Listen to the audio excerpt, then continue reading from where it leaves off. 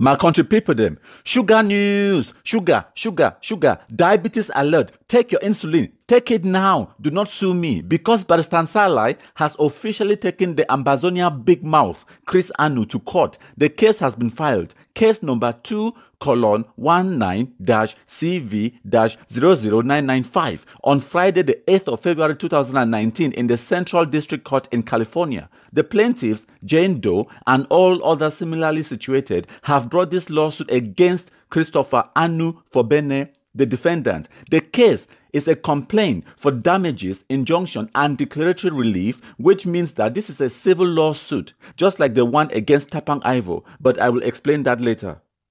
So there are 8 charges in this lawsuit seeking damages and declaratory reliefs for 1. Personal injury, 2. Personal injury as well, 3. RICO. RICO stands for Racketeering and Corrupt Organizations. 4. RICO Conspiracy. 5. Aiding and abetting acts of international terrorism. 6. Conspiring in furtherance of acts of international terrorism. 7. Provision of material support to terrorists. 8. Negligent infliction of emotional distress. And Barrister Nsala is demanding for a jury trial. So if you scroll down to page 3 of the document, it goes on to say that the plaintiffs have suffered the loss of family friends, relatives, employees, agents, co-workers, laborers, and resulting from that, they suffer from severe emotional distress, harassment, anxiety, sleepless nights due to the conduct and actions of the defendant, Chris Anu, his organizations, and the armed terrorists that have caused the loss of economic interest of the plaintiff. So the next statement by Barrister Salai just captures everything that I have been saying about these fake pastors. He says this: the defendant, Chris Anu, is a terrorist, scammer, an opportunist who in 2016 sensed a way of scamming millions of Cameroonians from their hard-earned money by taking advantage of the loyal civil protest in Cameroon to declare a secessionist government that he leads. Barrister Nsalai goes on to say that Chris Anu has raised millions of dollars from my trip to Boya and then used that money to pay for his lavish lifestyle and the tuition for his children, and then used some of that money to funnel it to the secessionists in Cameroon, providing material support for violent crimes, killings, kidnappings, murder, violation of student education rights, terrorism, destruction of property and infrastructure, money laundering, to justify his status as a cabinet member in this state that they created called Ambazonia. The whole lawsuit document is available on the website for you to download and digest. Go to www.countrypeople.com, KONTRIPIPO.com. Please pay special attention to page 7, 8, and 9 for some of the most delicious information. My analysis, as I have said before, this case is a civil lawsuit. It is very similar to the one against Tapang Ivo, which means that Chris Anu will not go to prison if he loses this lawsuit. So in about 2 or 3 months' time, the Central District of California will send Chris Anu a summons. Chris Anu can decide to ignore the summons, which means he will lose by default. But if he doesn't ignore the summons, he has to plead guilty or not guilty.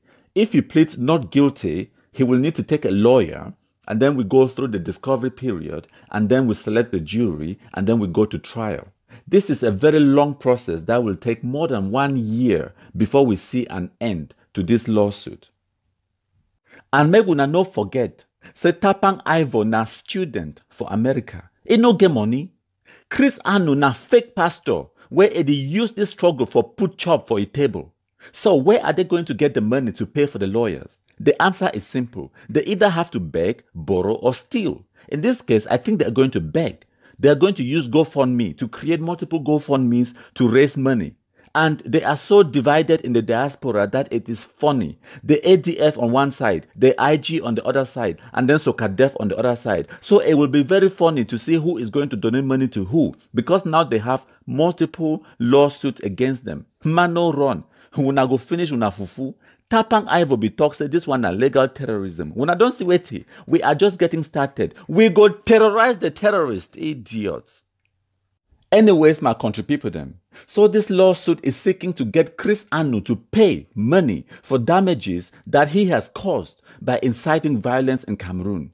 If he is found guilty and he does not have the money to pay, he will be forced to declare Chapter 11 bankruptcy, and the American government will repossess all his belongings and property and then sell them off and use the money to pay for the damages. And also, if Chris Anu loses this lawsuit, it will put an injunction on him and he will never ever say the word Ambazonia again. And if he continues to incite violence in Cameroon, then it will become a criminal offense and he will go to prison. My country people then, you have to understand this very important point. Do not underestimate this lawsuit, because this injunction is not just against Chris Anu, but it is an injunction on all the organizations that he represents. So that ABC, Ambazonia broadcasting show that he does online, will be stopped. SCBC will be stopped. And the injunction will also be put on the whole of the interim government. And I will explain more on my next presentation on the IG, where I will explain how the IG is an NGO, a scam, and a sinking